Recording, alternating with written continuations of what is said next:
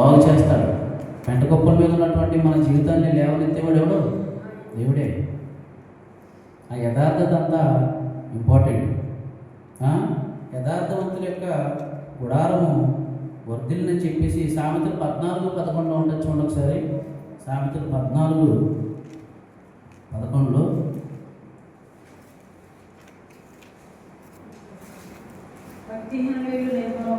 భక్తిహీనుల ఇల్లు నిర్మూలమగును,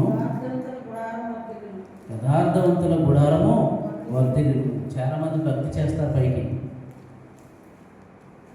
చాలామంది ఆదివారం ఆరాధనకి వెళ్తారు, శుక్రవారం మధ్యవారంకి కూటకి వెళ్తారు, ఎక్కడ పడితే అక్కడికి వెళ్తారు. కానీ వాళ్ళ హృదయంలో యథార్థత లేనట్లయితే వాళ్ళ యొక్క ఇల్లు ఎలా ఉంటుందంటే నిర్మూలమగును. యథార్థవంతుల యొక్క గుడారం ఎలా ఉంటుంది? వర్ధిల్లును. ఎందుకంటే మన దేవుడు యథార్థవంతుడు. మనం పైన ఒకలాగా బయట ఒకలాగా ఉన్నామనుకో, మన జీవితాలు కూడా అలాగే ఉంటాయి.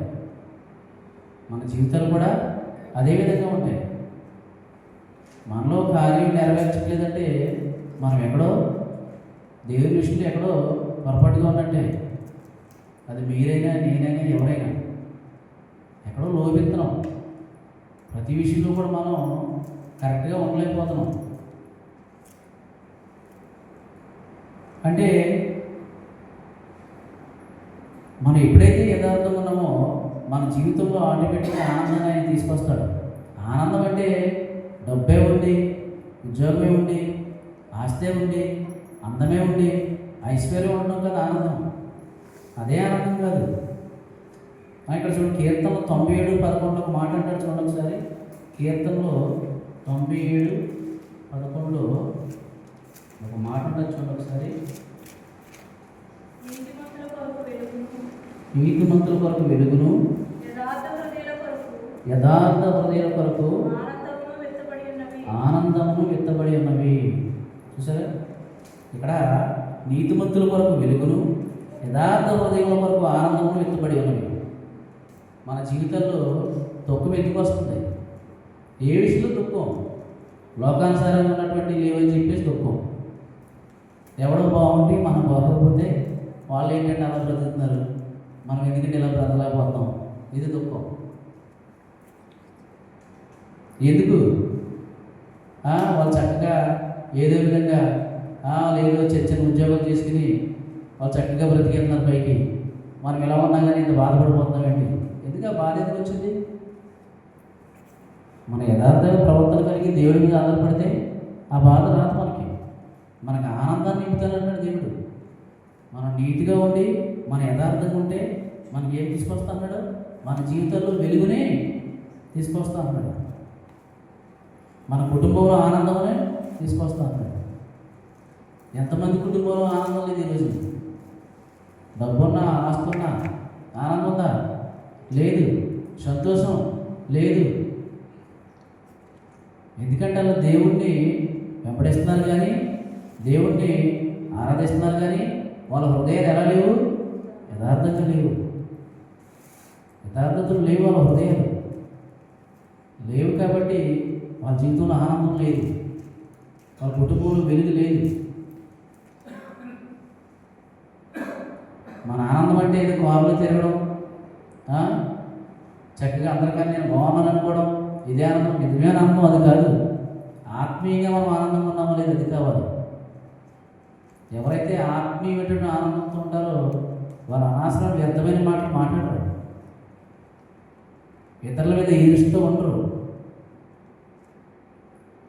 ఇతరులు బాగుంటే వార్చకుండా ఉండలేదు, చాలా సంతోషంగా ఉంటారు వాళ్ళ ఆత్మీయ ఆనందం ఉన్నవాళ్ళు. అందువల్ల యథార్థవంతుల కొరకు దేవుడు ఏం చేస్తాడు? వెలుగుని తీసుకొస్తా అన్నాడు. అదేవిధంగా వాళ్ళ జీవితంలో ఆనందాన్ని నింపుతారు అన్నాడు. అదేవిధంగా ఇంకా మనం చూసిన కీర్తనలు 84:11 కీర్తనలు 84:11 ఒక మాట ఉంటుంది. చూడండి ఒకసారి. యథార్థంగా ప్రవర్తించు వారికి ఆయన ఏ ఆయన ఏ మేలును చేయకుమాడు. చూడండి ఒకసారి. ఇక్కడ యథార్థవంతులకు దేవుడు ఏం చేస్తాడంట? మేలు చేస్తాడంట. మనం మనుషుల మీద ఆధారపడిపోతాం. మనం మనుషుల మీద ఆధారపడతాం. ప్రభువా నాకు ఇది కావాలి, ప్రభువా నాకు ఇది కావాలి అని దేవుడిని ఎప్పుడు అడగం. మనం దేవుడిని అడిగితే మనకు కావాల్సినటువంటి మేలు ఏది కావాలి ఆయన సమస్తం సాధించి తెలిసేకి మనం అడగం. ఎందుకు అడగలేమంటే మన అన్ని విషయాల్లో కూడా కరెక్ట్గా ఉండలేకపోతాం. అసలు మనం చేయవలసిందా ఏం లేదు. మనం అడగడమైనా, మనం మేలు పొందాలన్నా మన హృదయాన్ని శుద్ధిగా ఉంచుకొని మనం ఎలా ఎలా ఎలా ఉండాలని చెప్తున్నాడు? యథార్థంగా ప్రవర్తించమన్నాడు. యథార్థవంతులకు దేవుడు ఏం చేస్తాడు? మేలు చేస్తాడు. మన విధానం అంతా కూడా యథార్థంగా ప్రవర్తించడమే, ఏ విషయంలోనే సరే. ఇంకా చూసినట్లు కీర్తన 112:14 కూడా ఒక మాట ఉంటుంది. చూడండి ఒకసారి. కీర్తన 112:14 ఇంకా 112:4 యథార్థవంతులకు చీకటిలో వెలుగు పుట్టును. చూడండి ఒకసారి. యథార్థంగా మనం ఉన్నట్లయితే చీకటి అంటే ఏంటంటే ఇక్కడ మనం లోకంలో రకరకాల వాళ్ళతో సాంగత్యం చేస్తూ ఉంటాం. చీకటిలో ఉన్న వాళ్ళతో సాంగత్యం చేస్తూ ఉంటాం. వాళ్ళ యొక్క ఆలోచన వేరు, మన ఆలోచన వేరు. మనం ఏం చేస్తామంటే వాళ్ళ ఆలోచన ప్రకారం ఒక్కొక్కసారి వెళ్ళిపోతాం. కానీ మనం యథార్థంగా నడుచుకున్నట్లయితే వాళ్ళు మన చీకటిలో తీసుకెళ్ళిపోతారు వాళ్ళు. కానీ మనం ఆ చీకటిలోకి వెళ్ళలేము. వెళ్ళే కానీ మనకు అక్కడ ఏమొచ్చింది? వెలుగే వచ్చింది. లోకానుసారమైనటువంటి మనుషులతో వెళ్ళినప్పుడు లోకాసులు వస్తూ ఉంటాయి మనకి. వాళ్ళు చెప్తున్నప్పుడు చాలా మధురంగా ఉంటాయి. అమ్మో అవును కదా, మనం కూడా ఇలా ఉంటే బాగుంటుంది కదా అని చెప్పేసి చాలా సందర్భాల్లో మనం జారిపోతున్నప్పుడు మనం ఎప్పుడైతే దేవుడిని వెంబడిస్తున్నామో మనం పూర్తిగా ఆ పనుల్లో క్రియల్లో పాల్గొనలేము. ప్రభా నేను చేస్తాను తప్పేమో, ప్రభా మాట్లాడినాను తప్పేమో. మనలో వాక్యం ఉండి మనం ప్రతిసారి దేవుడితో మన సంభాషణ ఉన్నప్పుడు వాళ్ళ ఆలోచనతో మనం వెళ్ళలేము. ఒకవేళ చీకట్లో వెళ్ళిపోతున్నా కానీ మనకి ఏమొస్తుంది? వెలుగు వచ్చింది. ఎప్పుడు వెలుగు వచ్చింది? మనలో యథార్థత ఉంటే వెలుగు మనకు వచ్చింది. ఎందుకంటే పూర్తిగా వాళ్ళ క్రియలో వాళ్ళ పనుల్లో మనం పాల్గొనలేము. చివరగా మనం కీర్తనలో 139:23-24 ఒకసారి చూసినట్లయితే 139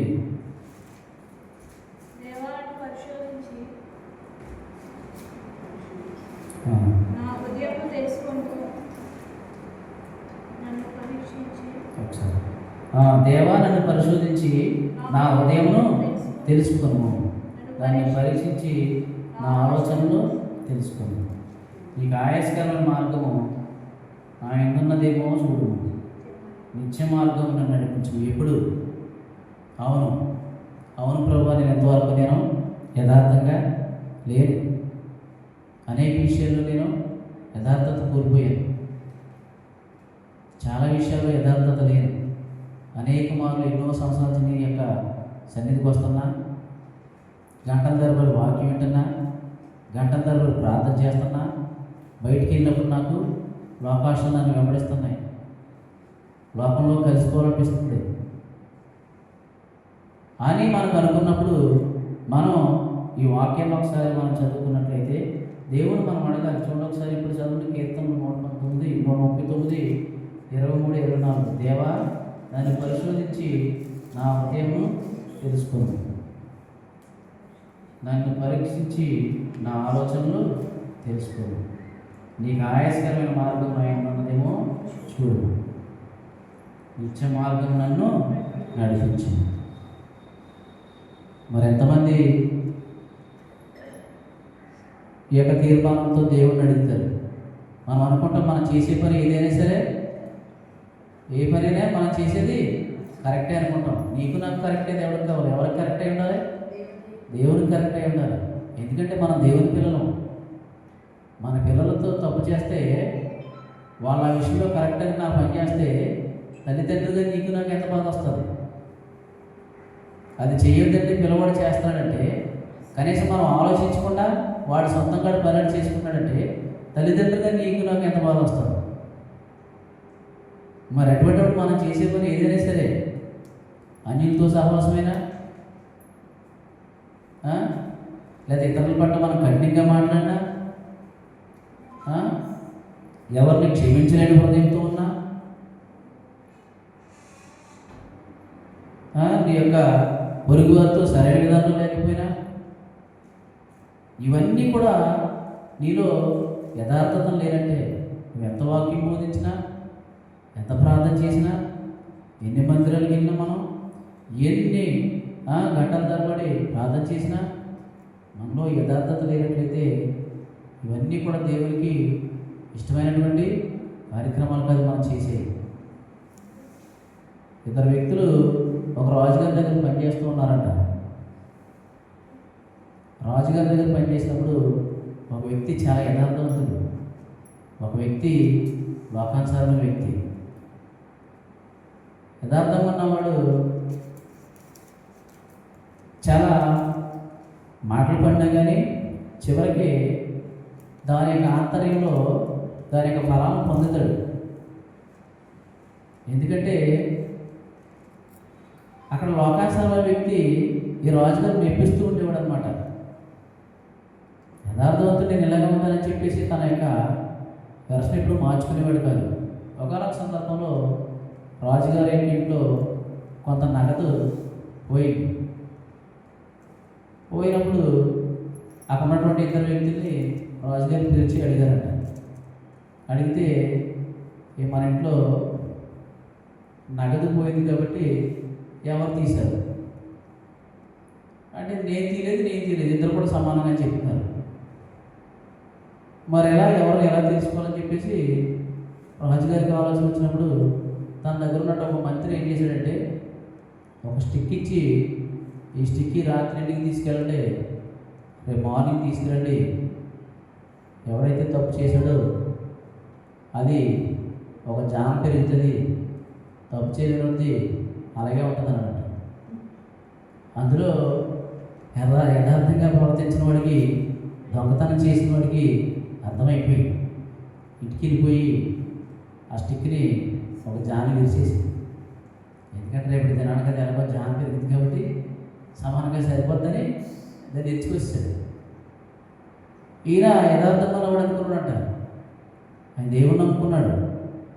ప్రభువా నేను తప్పు చేయలేదు, నేను నీ మీద ఆధారపడుతున్నాను.